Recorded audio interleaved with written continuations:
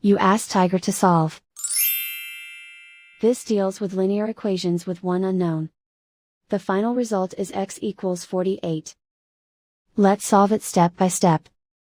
Group all constants on the right side of the equation.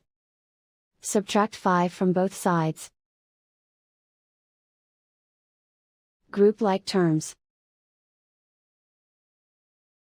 Simplify the arithmetic.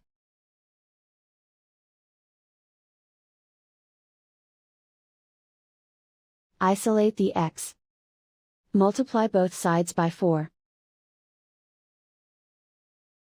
Group like terms. Multiply the coefficients. Simplify the fraction. Simplify the arithmetic. And so the final result is x equals 48.